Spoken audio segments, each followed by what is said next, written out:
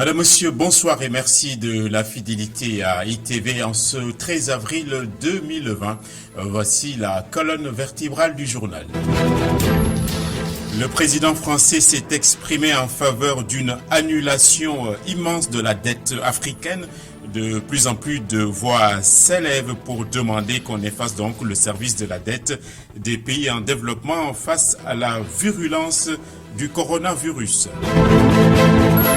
Quand bien même la mer est moutonneuse par ces temps, il s'en trouve des Sénégalais qui l'empruntent pour voyager de région à région ou de ville en ville malgré toutes les interdictions.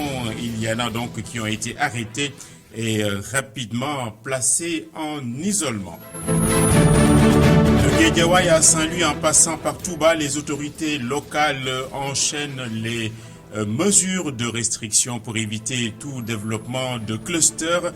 Les marchés sont les sites les plus sensibles, mais aussi les plus visés. C'est une éclaircie dans la grande grisaille. Dakar recommence à ressembler tout à fait à quelque chose en termes de civisme et de salubrité. La capitale est moins submergée et gagne en propreté. Nous verrons la transformation en certains endroits de la capitale sénégalaise. Le développement de la titraille dans un moment.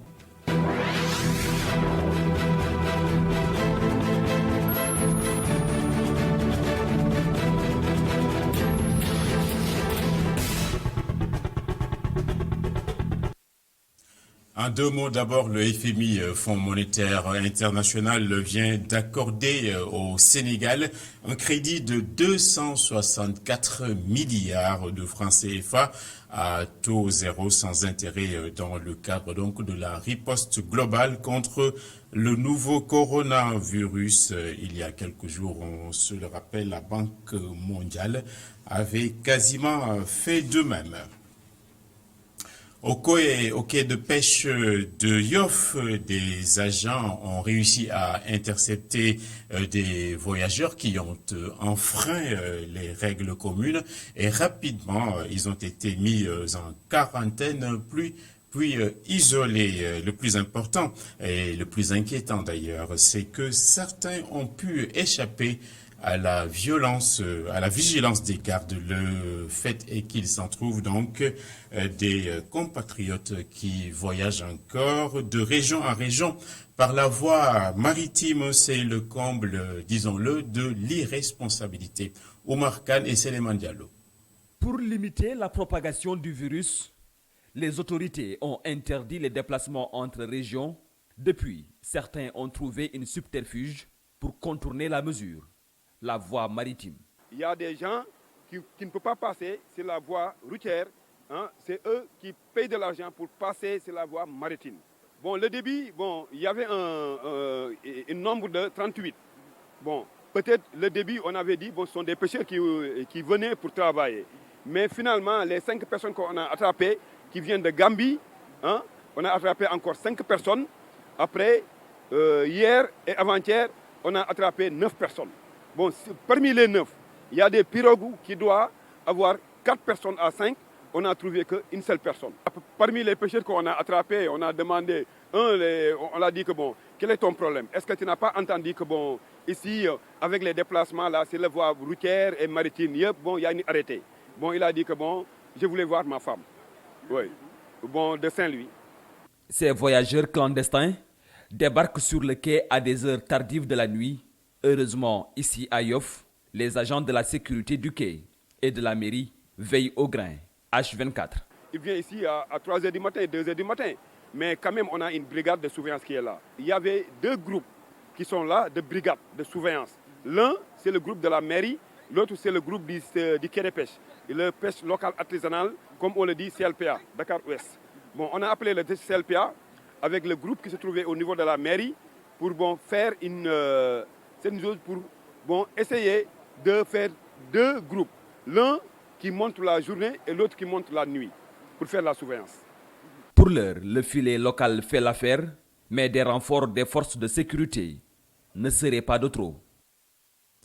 Et dans certaines parties de la banlieue dakaroise, il semble que les mesures de fermeture de certains marchés pour décourager la promiscuité ne soient pas tout à fait respectées ni par les commerçants, ni même par les marchands ambulants, ainsi que la clientèle. C'est déplorable aux yeux de beaucoup de personnes qui en appellent donc à moins de laxisme. C'est dans la banlieue donc où on va aller et où se trouve Mamadou Lamine Fati.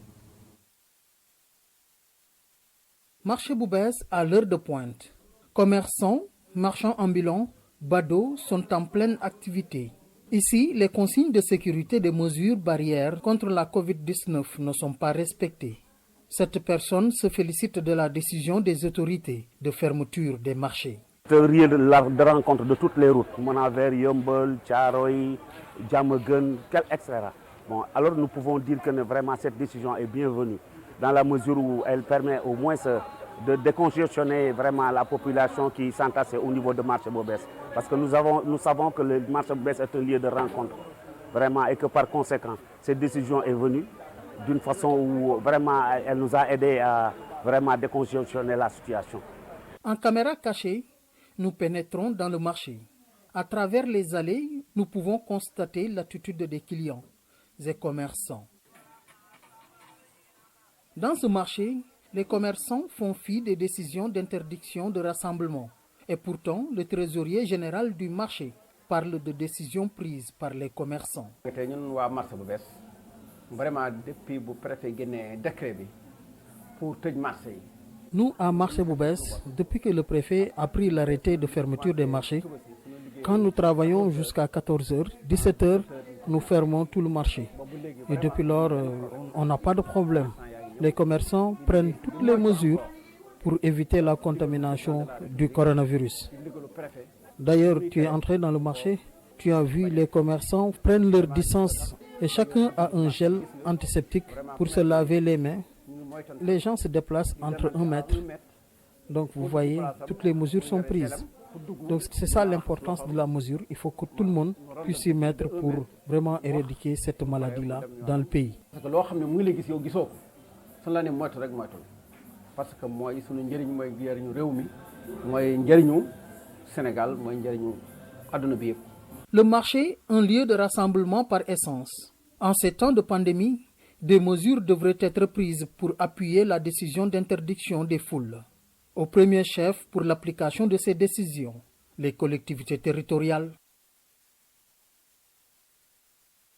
Et à Rufisque, la décision de fermer les magasins et autres échoppes donc du marché central a été prise, mais n'est pas encore suivie d'effet. Il se poserait un retard de notification, donc de mise en œuvre. Les commerçants sont en tout cas ultra inquiets. Ils jugent la mesure désastreuse et anti-économique. Babacar Seck.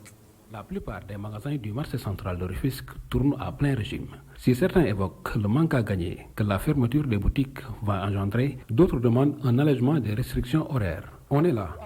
Nous n'avons même pas la dépense quotidienne. Donc, s'ils veulent fermer nos boutiques, ce sera très compliqué.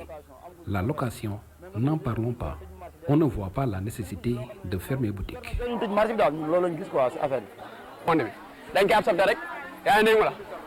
On l'accepte.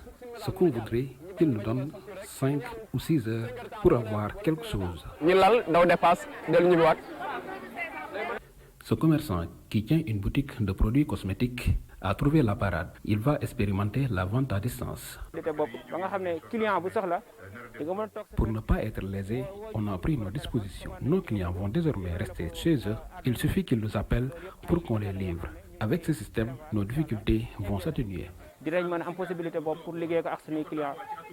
Les responsables du marché central de Rufisque disent avoir reçu la notification de fermeture un peu tard. Cependant, ils s'organisent pour la mise en œuvre. L'arrêté est venu trop tard chez nous. On l'a reçu hier. On n'a pas encore concerté avec les commerçants. Donc ça mérite un peu de temps, un peu d'arrêt, au moins pour qu'on puisse sensibiliser nos membres. Point de convergence de toutes les populations du département de Rufisque et même de Keur Massar, le marché central de Rufisque vit au même rythme qu'avant. Et à Touba, l'administration territoriale durcit les mesures pour éviter la diffusion du virus. Le gouverneur de Diourbel a donc ordonné la fermeture de tous les marchés ainsi que tous les lieux recevant du public. Les commerçants ont accueilli sagement cette décision, quand bien même ils vont beaucoup en souffrir. Goran Aklo et Tchernofei. Après l'apparition d'un cas issu de la transmission communautaire à Touba, l'autorité administrative corse les mesures. À cet effet, le gouverneur de la région de Diourbel ordonne la fermeture des marchés à 15 heures, une mesure respectée et prise au sérieux par bon nombre de commerçants. C'est normal, parce que nous, 15 heures.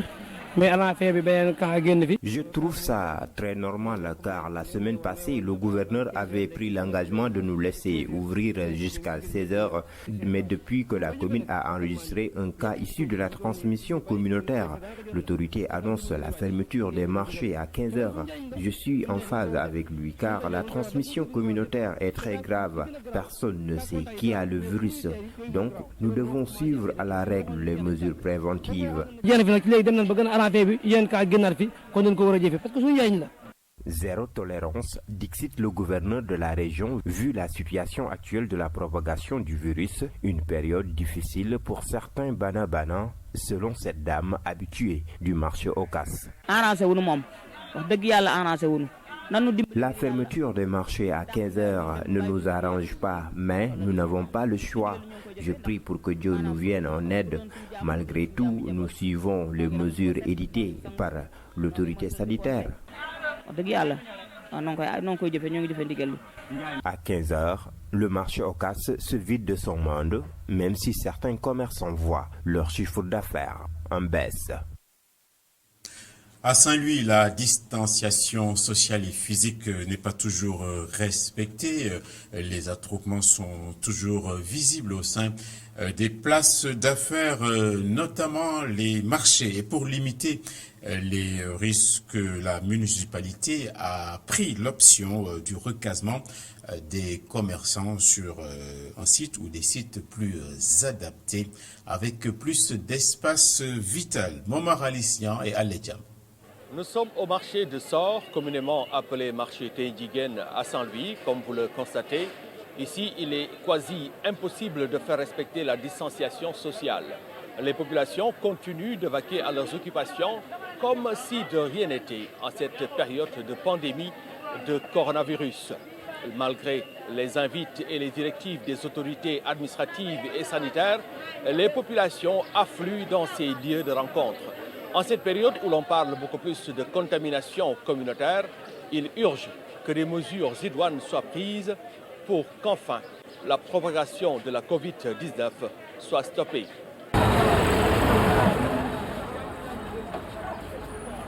C'est finalement dans la journée, aux environs de 11 heures, que l'équipe municipale, avec à sa tête le maire, a fait une descente sur le marché pour déplacer les vendeuses de poissons et de légumes qui sont désormais installées au niveau de la place de la gare, communément appelée place Abdoulaye Wade.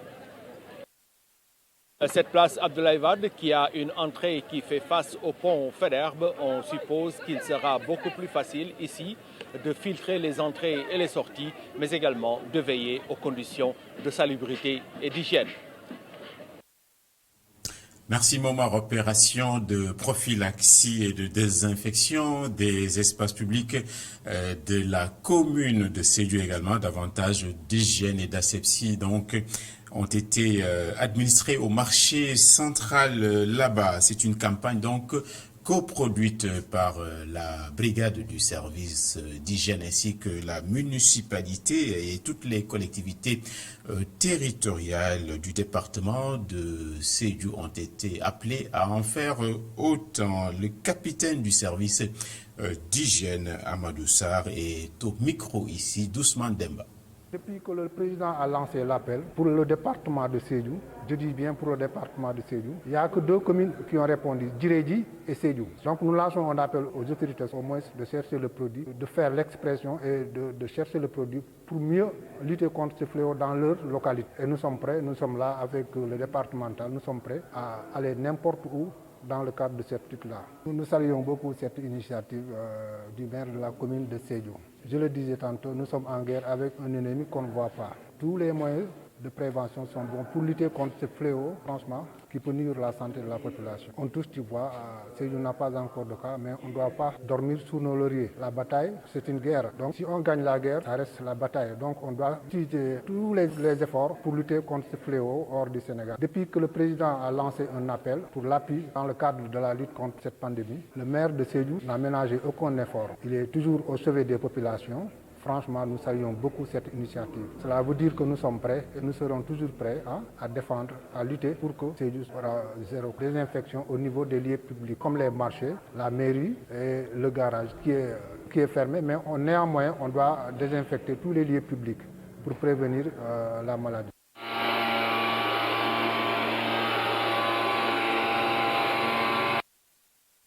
Et toujours au sud du Sénégal, il y a eu ce fait divers et cette polémique autour du décès d'un jeune commerçant âgé de 34 ans. Il s'appelle Amadou Tidjane Diallo, dont les parents ont accusé l'hôpital de la paix de Ziguinchor de refus de prise en charge de leurs proches. L'hôpital de la paix, par la voix de son médecin-chef, donc, a balayé toutes ces accusations d'un revers de la main et estime que la victime elle-même avait décidé de rentrer plus de détails donc dans cet élément que nous propose Hassan Ba à Ziguinchor.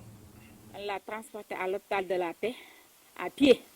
Arrivé à l'hôpital de la paix, l'infirmier nous a dit que le médecin ne veut pas se réveiller. Il l'a appelé mais il ne veut pas se réveiller.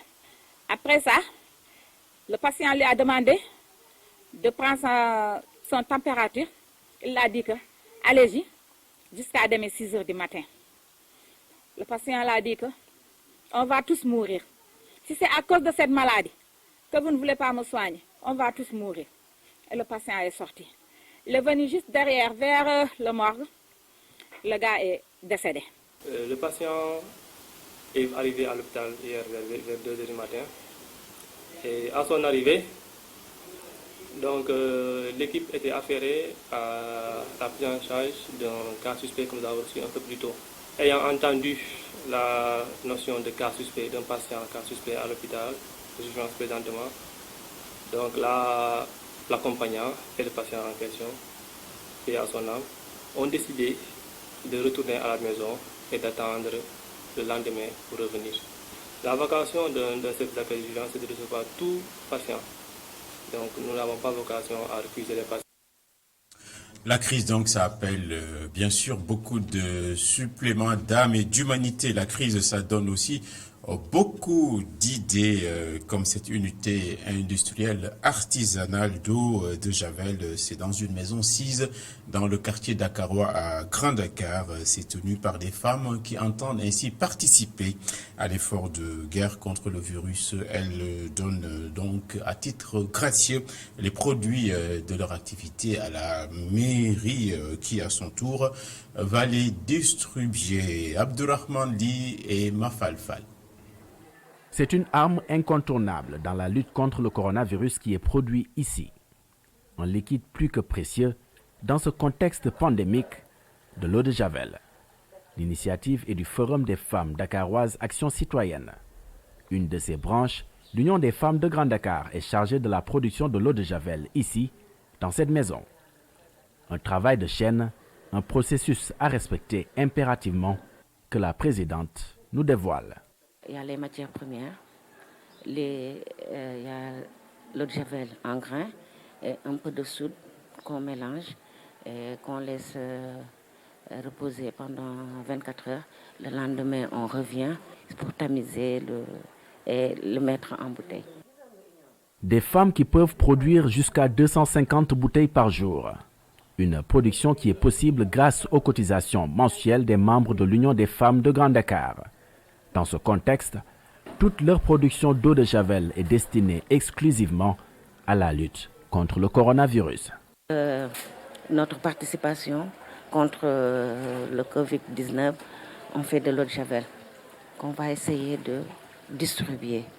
On va distribuer l'eau de Javel à la commune, à la mairie. Donc on va le soutenir puisque ça va repartir vers la population. Donc on amène des produits là-bas à la mairie. Après, ce qu'on fait, on recense les personnes vulnérables qui sont ici à Grand Dakar pour leur donner aussi de l'eau de Javel. Au-delà de ce produit, un travail de terrain est mis en œuvre pour une meilleure sensibilisation de la population. Surtout à cette période, la communication a été très facile avec moi parce que tout le monde sait qu'on est en train de combattre cette pandémie Covid-19. Tout le monde est au courant de tout. C'est pour cela, quand j'ai parlé aux présidentes, tous elles ont bien compris qu'on est là pour battre cette pandémie. Une fabrication artisanale de ce liquide désinfectant qui n'est pas sans risque. Ces dames en sont conscientes. Oui, il y a beaucoup de risques parce qu'avec le soude, si on ne fait pas attention, ça peut amener des problèmes. L'eau de Javel de grain aussi pareil. Pour nous protéger, on prend des gants, on prend des masques.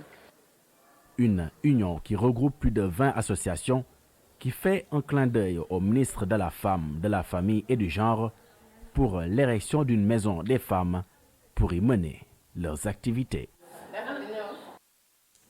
Voilà, lorsque vous voulez que les choses soient faites, demandez tout de suite à une femme. C'est Margaret Thatcher qui l'avait dit en période de confinement. Même à moitié, la nature reprend ses droits et les incivilités sont de moins en moins prégnantes. La crise nous a reprogrammés. On a donc plus de respect pour l'environnement et le cadre de vie qui nous entoure. Dakar, dont on avait fait presque un dépotoir, respire de mieux en mieux. Pape Ibrahima Ndiaye et Sidigna. Avec sa poubelle mobile, le visage couvert d'un masque habillé en combinaison de protection de l'UCG, cet homme muni d'un râteau et d'une pelle nettoie une ruelle de face sous le couvert de l'anonymat. Cet agent de l'unité de gestion des déchets solides constate un changement de comportement en faveur de la préservation du cadre de vie. À vrai dire, j'ai noté un changement de comportement réel des habitants de ce quartier depuis l'arrivée du coronavirus, même s'il y a certains qui persistent dans leurs habitudes. Mais globalement, les gens pensent à la propreté davantage. C'est dans cette ruelle de face qu'habite Charles Mohamed Ngom. Ce relais communautaire au poste de santé HLM Face s'apprête à se rendre sur le terrain pour sensibiliser les populations sur le Covid-19. Il se réjouit de l'engouement actuel pour la propreté. Avec l'arrivée du coronavirus, ça a tout bouleversé. Les gens ont changé de comportement. Maintenant, ce que tu dois lancer dans les rues, tu cherches une poubelle pour mettre ça là-bas. Et c'est très important. C'est ce que nous devons faire depuis le début. Sans corona, sans rien, c'est ce que nous devons faire depuis le début. Mais malheureusement, le corona est venu nous l'imposer. Laïfal, lui également habitant de Colobane, prie pour la fin de la pandémie de Covid-19, mais également le maintien du couvre-feu à cause de ses bienfaits sur l'environnement et autres. Pratiquement personne ne jette de déchets dans la rue. Moi qui vous parle, je fais tout pour nettoyer les ruelles de mon quartier. Donc ces changements notés à cause du couvre-feu doivent être maintenus. À Dakar, certains quartiers présentent un nouveau visage à cause du couvre-feu et de la mobilisation contre le Covid-19. Tout cela profite bien aux vendeurs de savon traditionnels qui sillonnent certains quartiers de la capitale sénégalaise pour écouler leurs produits. La transparence, donc, semble être le mot-clé des autorités sanitaires dans leur stratégie de communication. La courbe virologique de ce lundi, donc, on va réentendre les explications du ministre en charge de la santé publique.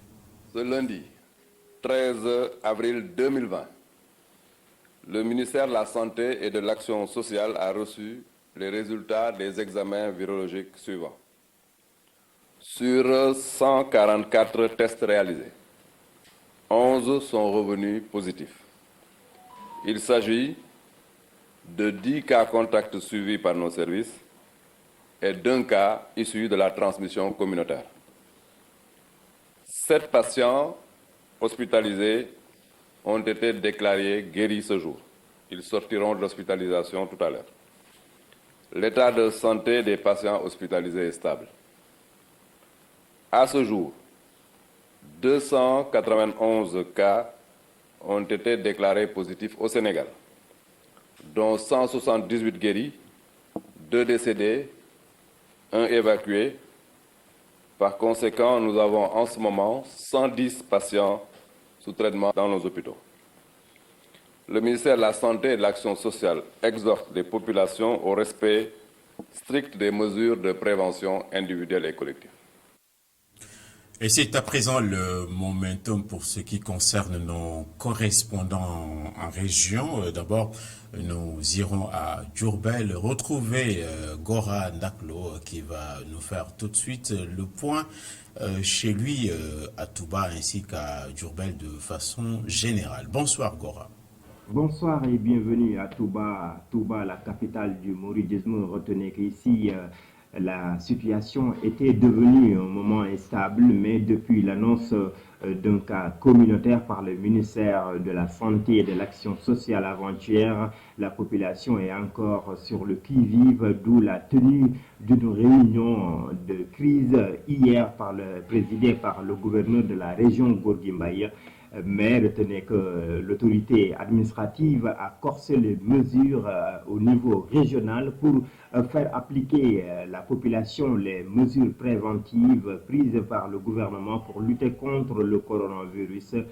Mais retenez que le cas communautaire, le patient du cas communautaire a été transféré même à Dakar, mais sa famille est mise en quarantaine. Une vingtaine de personnes ont été placées en quarantaine au campement de Mbaké. Aujourd'hui, 11 personnes ont été aussi libérées,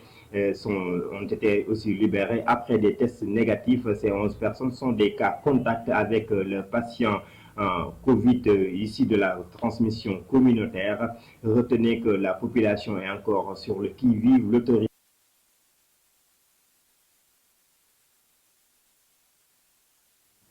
Voilà, merci beaucoup donc Gora, et on s'en excuse pour cette interruption. Nous allons également ce soir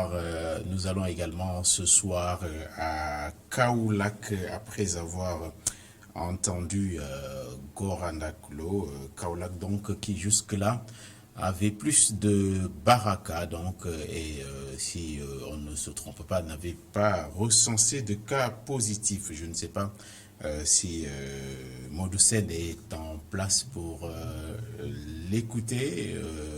On va voir. Donc on va écouter Modoussen à Kaolack pour nous faire le point. Bonsoir et bonsoir à tous les téléspectateurs de ITV. Le point Covid-19 dans la région de Kaolack. Faut le rappeler, les mesures prises par le comité régional de gestion des épidémies sont toujours mises en œuvre, notamment la fermeture des différents marchés qui est toujours maintenue à 14 heures. Mais aussi, faut le rappeler, contrairement aux autres régions où la Covid-19 commence à gagner du terrain, il y a certaines ventes qui ont été suspendues, mais ce n'est pas encore le cas au niveau de la région de Kaolack. Tous les commerçants qui sont dans les différents marchés de la région sont permis de faire leurs activités correctement jusqu'à 14 heures. Ceci peut-être pour leur permettre quand même de pouvoir gagner quelque chose. Il faut le rappeler, Kaolack n'a pas encore de cas confirmés au coronavirus, mais quand même les différentes structures sanitaires de la région sont à pied d'œuvre dans la sensibilisation, mais aussi dans la prise en charge des éventuels cas suspects. À côté de cela aussi, il y a un système de lavage des mains qui est pratiquement respecté dans toutes les structures recevant du public, mais aussi la Croix-Rouge de la région de Kaolack, du département, qui fait un travail extrêmement important dans la sensibilisation, dans l'éveil, mais aussi les mesures barrières à observer. Tout cela fait que Kaolack quand même est à pied d'œuvre dans la sensibilisation contre le coronavirus. La zone centre qui regroupe les régions administratives de Kaolack, Fatick et Kaffrine, il faut le rappeler, a 7 prisons.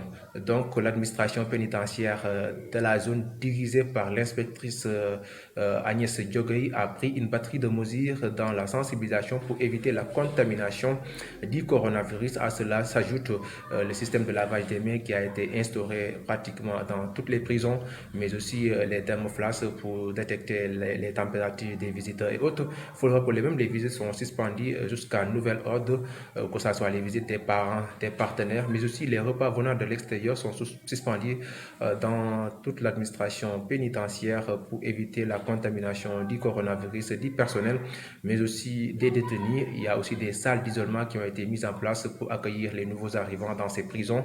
À côté de cela, il y a le consignement de tout le personnel de l'administration au niveau de la zone centre, et ceci depuis plus de 15 jours pour se protéger contre le coronavirus. Il faut le rappeler, la région de Kaolack n'a pas encore enregistré de cas confirmés au Covid-19.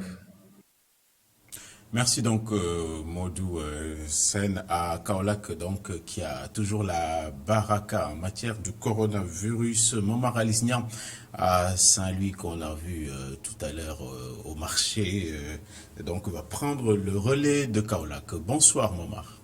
Bonsoir Hassan Gueye à Saint-Louis. Il faudra retenir d'emblée que le centre de traitement qui se trouve au niveau de l'hôpital régional de Saint-Louis accueille présentement 7 cas. Il s'agit des 4 cas de la région de Saint-Louis et de 3 cas venus de Louga. Et d'après les informations que nous avons eues auprès des spécialistes, ces 7 personnes se portent à merveille. Ils suivent leur traitement et leur état de santé s'améliore de jour en jour. Par rapport à la surveillance sur le terrain, les équipes sont toujours en état d'alerte pour faire des prélèvements et envoyer des tests au niveau de l'Institut Pasteur de Dakar. Du côté de Richard Toll, les 80 personnes qui étaient confinées pour avoir été en contact avec le cas de Richard Toll sont toujours sous observation puisqu'ils n'ont pas encore épuisé les 14 jours. Par rapport aux forces de sécurité et de défense, il faudra signaler que le couvre-feu est respecté sur l'ensemble de la ville de Saint-Louis.